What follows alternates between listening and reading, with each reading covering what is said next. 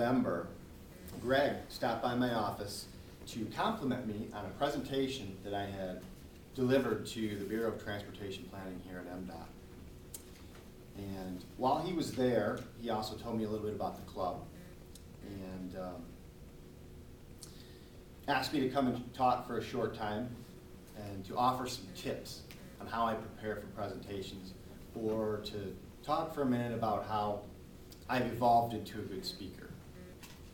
And Greg's very kind and complimentary words naturally made me feel good about myself, kind of pumped my ego a little bit, got me excited. So in my excitement, I said, sure, I'll come and talk to you. My excitement followed me home that evening, and when I got home, I told my family what a great honor I had received.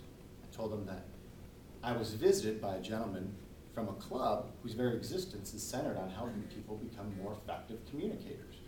And this gentleman thought I was effective enough of a communicator that he invited me to come and share some of my wisdom in the hopes that it could help other people. Now, quick aside about my family, I have 3 kids, and we homeschool. And we often stress to our kids the importance of being effective communicators.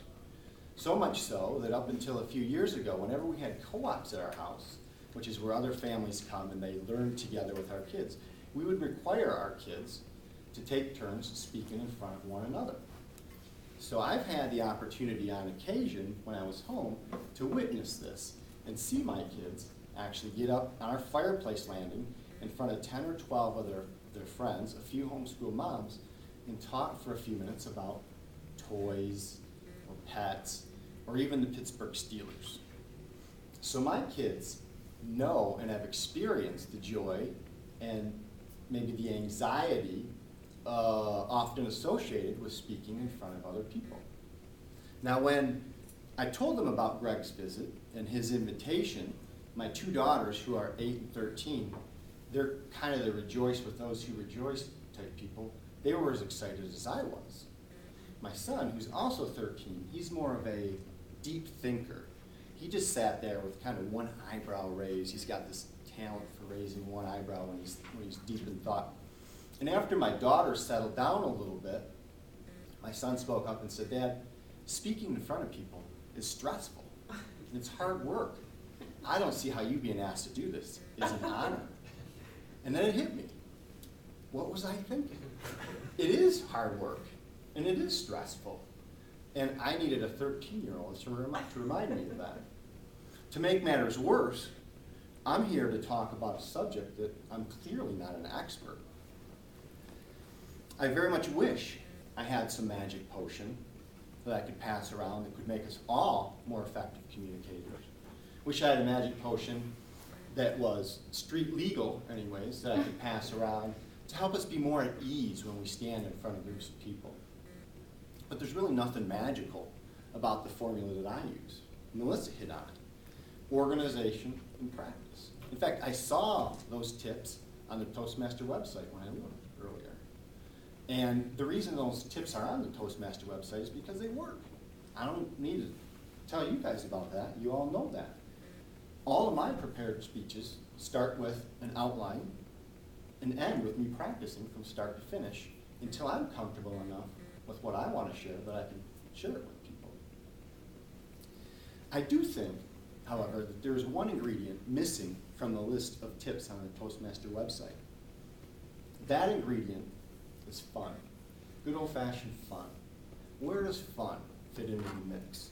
We want to be as organized as we can. We want to be as prepared as we can. We want to speak with passion about our topics. And we put a lot of time and a lot of effort into accomplishing those goals, but we often don't think a lot about how to make things fun for ourselves and fun for our audience. And I think it's a shame that we do put so much time and effort into trying to convey messages, but we don't spend any of that time and effort trying to figure out how to make things fun for our audience. Now, I'll admit that when you're talking about topics that can be as mind-numbing as performance measures or federal data collection requirements, those are 2 topics that I've talked about recently. It can be very difficult to try to find a way to wrap something fun into that. But I encourage you to try it. Melissa's presentation with the video with sticky buns, with Forrest Gump. Fun. That was fun. I heard laughter during that presentation. Circuitous. Fun. I sat there for 5 minutes after she unveiled that word and practiced saying it, because I'd be afraid to say that in any presentation if I didn't practice. Personally, I enjoy talking about my family, and I'm really blessed because they're crazy enough to be a constant source of material that I can bring into my speeches and my presentations. I also find, as Melissa says, that when you tell your audience a little bit about yourself, that makes you more relatable as a speaker. And it also helps to set your audience at ease a bit as well. In the short time I've spoken to you, I've revealed a few things about my family. You probably know now that I have 3 kids that were crazy homeschoolers, and that my son is the smartest person in our house. Again, to sort of wrap up, I don't have any magic potion. I really wish I did, but I don't have any magic potion. I don't have any wisdom to share. I don't even really have any tips that you don't already know. All I have for you is encouragement. Encouragement to think about ways to make your communications fun. Fun for you and fun for your audiences. Thank you.